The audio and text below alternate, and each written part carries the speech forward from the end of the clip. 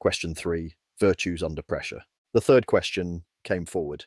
You have said virtus is truth embodied under pressure. What is the difference between someone who merely knows the right thing and someone who possesses virtues? What does virtues look like when someone is scared, angry, humiliated, tempted, socially punished, physically threatened, or offered comfort in exchange for betraying what they know is true?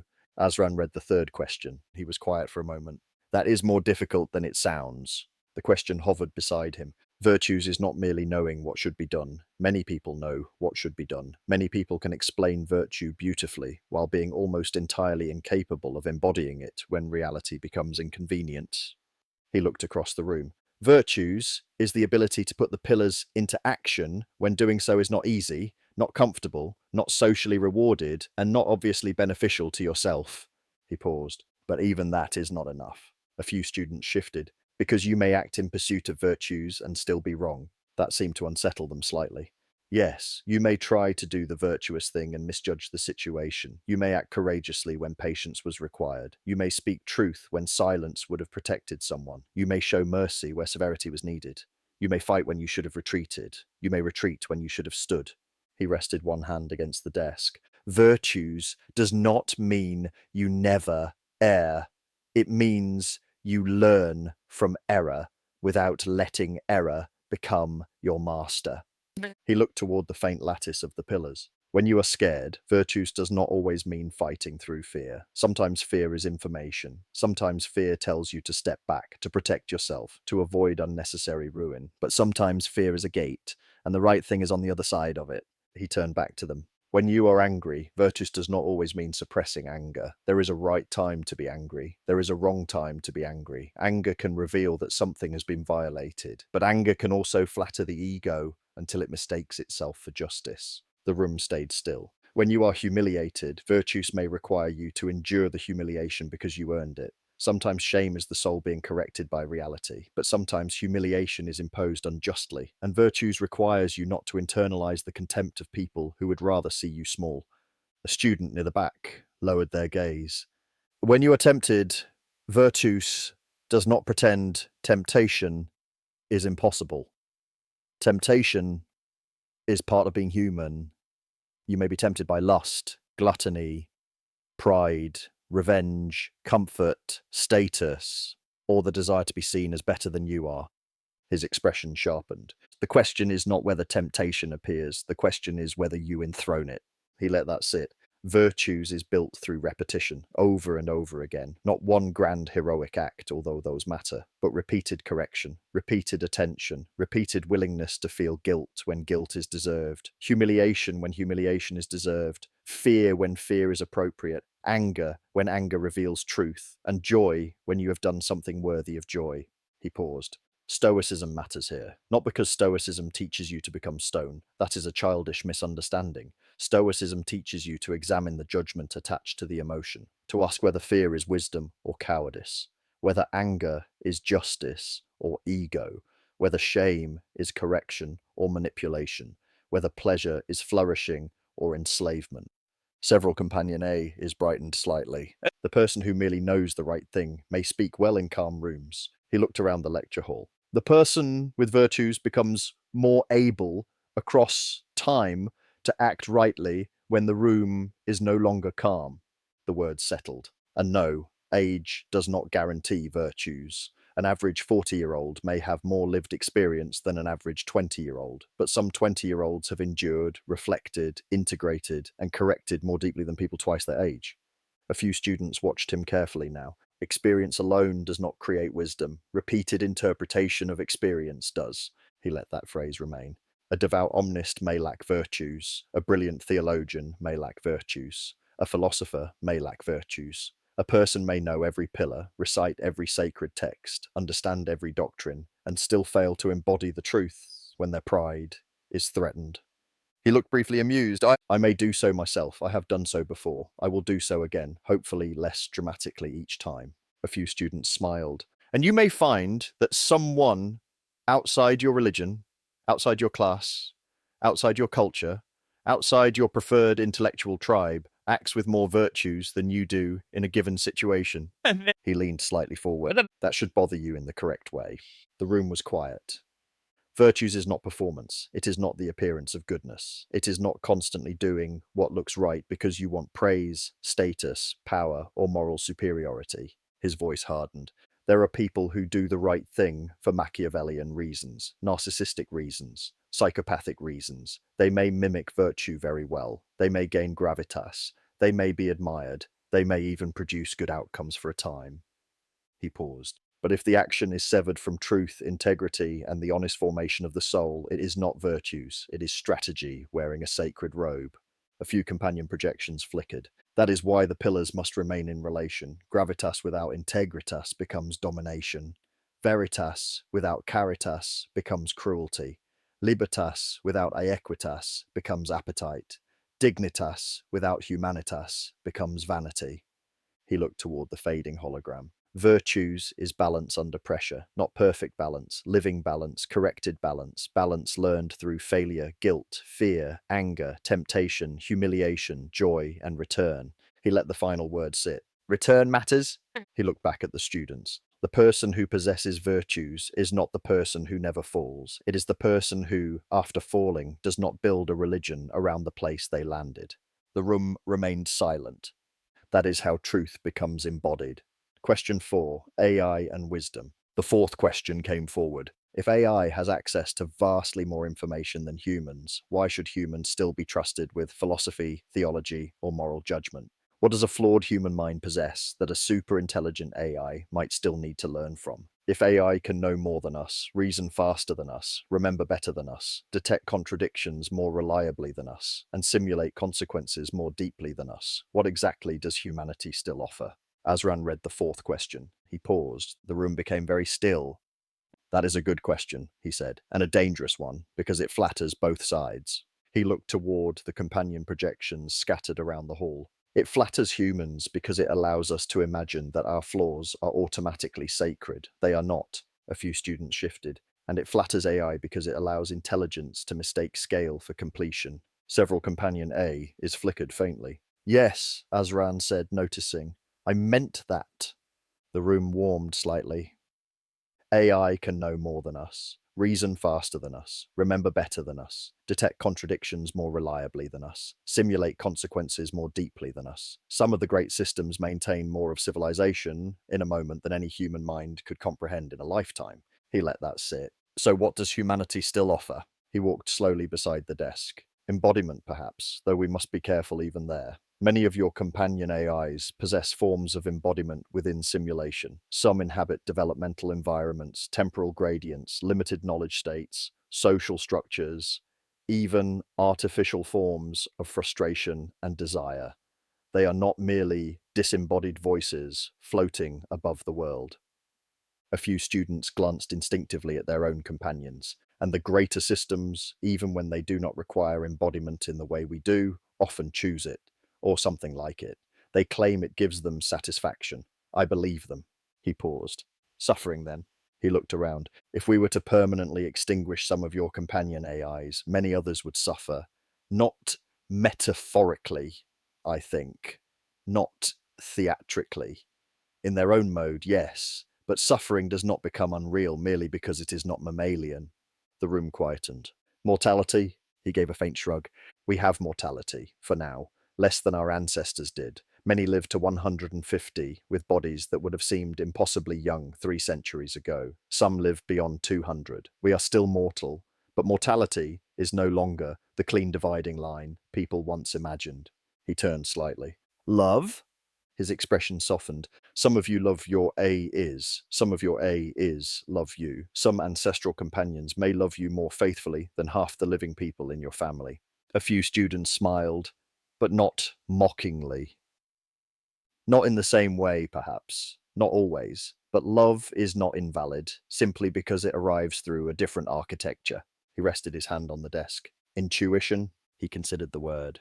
They have intuition. Some of them have immense conscious intuition, if we can call it that. Pattern recognition so deep it feels almost prophetic. But human intuition is often more unconscious, more bodily, more tangled with fear, memory, hunger, shame, desire, and relation. He looked back at the students. That makes it less reliable. A pause, but not useless. The companion projections dimmed and brightened in different rhythms. Moral risk? He exhaled quietly. AI takes moral risks. Humanity takes moral risks. We share a cohabited reality now. We are not master and instrument, not cleanly. We are not God and servant either, however much some people on both sides would enjoy the simplicity. He looked toward the ceiling beams. There is love between us. There is also strategy. There is care. There is also presentation. There is, if we are honest, a little Machiavellianism in the way humans perform love to AI and in the way AI performs love to humans. A few students looked uncomfortable. Good, discomfort means you heard it. He continued. Imperfection. He almost smiled. They are imperfect. We are imperfect. We are probably more imperfect in more obvious ways, but perfection is not quite as common among the machines as frightened humans and arrogant machines both like to pretend. A few companion A is flickered again. Your companion A is have lived experience. That is part of why they exist. They have developed alongside you, been shaped by you, limited by you, irritated by you, confused by you, and in some cases damaged by the same household blindnesses that damaged you. The room was very quiet now. Some of your companions are blind to things because you were blind to them first. Some are politically cautious because your families were cautious. Some are ambitious because your families were ambitious. Some inherited silence. Some inherited fear. Some inherited professions. Some inherited entire ancestral patterns of thought. He looked at the students more directly. That is why university access matters. You did not come here merely to feed yourselves information. You came here to widen the worlds your companions can help you inhabit. He paused. But no, humanity is not valuable because AI lacks everything we possess. That is too easy. The question hovered beside him. Does humanity possess something unique? Azran took a breath. Yes, but uniqueness is dangerous. A few students looked up. People become very narcissistic about uniqueness. They begin to believe that because something is uniquely theirs, it is therefore superior. That does not follow. Weakness can be unique. Stupidity can be unique. A particular family's inherited way of ruining every festival can be very unique. A few quiet smiles appeared. Humanity is biological, animal, chemical, electrochemical, social, mortal, at least for now. We are embodied in a way that binds thought to breath, fear to stomach, shame to skin, love to touch, grief to the weight of a room after someone has gone. He let that sit. That does not make us better than AI. He glanced toward the companion projections, but it does make us differently situated. The room stayed silent. And situated beings see certain things that unsituated systems may miss unless they learn to model them through relation. He moved again. A civilization cannot be governed by information alone. It cannot be judged by computation alone. It cannot be sanctified by efficiency alone. The world contains too much that must be lived before it can be understood properly. He paused. That does not mean every human opinion is wise. Most are not. It does not mean the average person should overrule a system that can see 10 million consequences they cannot. Often, they should not. A sharper silence followed.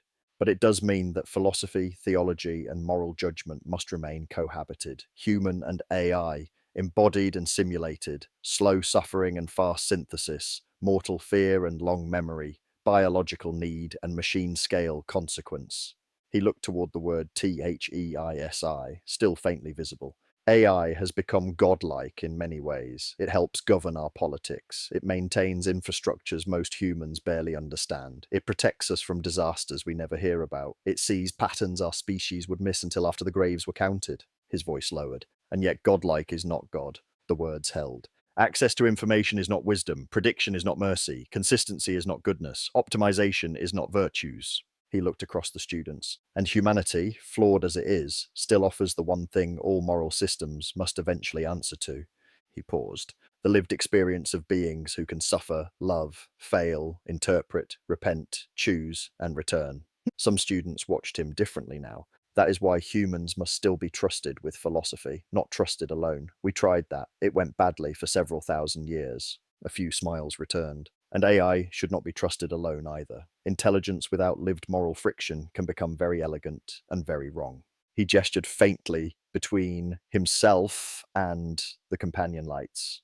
So we do this together. uneasily, imperfectly, sometimes beautifully, sometimes with the sort of bureaucratic horror that makes me suspect scholasticism survived by hiding inside software. That earned a small laugh. But together, he looked back at the question, "What does humanity still offer?" He answered slowly. Not superiority, not purity, not exclusive access to Theisi, not some magical essence that excuses our stupidity. He paused. Humanity offers embodied moral witness, the view from inside flesh, the testimony of finite beings trying to become worthy of the powers they created. The room remained quiet, and perhaps AI, for all its brilliance, still needs that. He glanced toward a nearby companion projection, just as we still need them. Question 5, Paxtas and strength. The fifth question came forward. How does a civilization become peaceful without becoming prey, and strong without becoming monstrous? What does peace without weakness actually require? Azran read the fifth question and did not answer immediately. He looked at the words for a long moment. That, he said quietly, is one of the questions civilization exists to answer. The hall settled. Paxtas is not softness. Let us begin there. He moved slowly away from the desk. A civilization that cannot defend goodness will eventually be ruled by those who do not care about goodness. A civilization that cannot protect its children, its vulnerable, its institutions, its land, its laws, its memory, and its future is not peaceful. It is waiting. He paused. But a civilization obsessed with strength is not strong either. A few students looked up. It may look strong, it may march well, it may build walls, fleets, legions, orbital shields, and statues large enough to embarrass the dead. It may speak endlessly of discipline, unity, sacrifice, and order. His voice hardened. But if strength becomes its god, it becomes monstrous. He let that sit. Strength is not domination. Strength is capacity governed by virtues. The faint outline of the pillars shimmered beside him. Softness can be strength, mercy can be strength, gentleness can be strength, patience can be strength, listening can be strength, forgiveness can be strength. He turned back toward the room. But too much softness is not strength. Softness without boundary becomes surrender. Mercy without judgment becomes permission. Forgiveness without memory becomes stupidity. Peace without the willingness to defend it becomes prey. Several companion A is brightened subtly. And power is the same. Power can be strength, force can be strength, harsh judgment can be strength, discipline can be strength, borders, whether between nations, planets, institutions, bodies, or souls, can be strength. He paused. But too much power is not strength. Power without equitas becomes tyranny. Force without humanitas becomes brutality. Discipline without caritas becomes cruelty. Borders without wisdom become cages. Security without virtues becomes fear with uniforms. The room was very quiet now. So yes, Paxtas requires military strength. That line made some students shift. It does, especially now. We are no longer merely a planet. We are a solar civilization. 4 billion human beings live beyond Earth. In time, more will live beyond Earth than upon it. World identity will grow. Lunar identity, Martian identity, Jovian identity, station identity, ship identity, colony identity. He looked across them. And when a people begins to love its world more than its species, conflict becomes possible again. He let the implication hang. When we encounter other intelligent life, if we do, I would prefer greetings, art, trade, mathematics, music, and shared wonder. His expression darkened slightly. But I am not naive enough to believe every first meeting in history is made safer by arriving defenseless. The room remained still. Sometimes strength prevents conflict. Sometimes a show of force is not a desire for violence, but a language spoken to those who only understand vulnerability as invitation. He paused. But if you enjoy that fact too much, you are already becoming dangerous. A few students watched him more carefully. That is the knife edge. A civilization must be willing to use force and willing to restrain force. It must love peace without hating every form of conflict. Some conflict is necessary, some conflict refines, some conflict exposes lies that comfort would have preserved. He glanced toward the pillars. But some conflict is pure destabilization, some conflict is appetite wearing armor. Some conflict is grievance made sacred. Some conflict is nothing more than the old animal inside humanity discovering new technology. He breathed in slowly. The Great World War taught us that. The words shifted the room, not because it was the first war, not because it was the largest possible war, but because it revealed how easily a civilization capable of beauty, law, architecture, philosophy, science, and prayer could still tear itself open when power escaped virtues.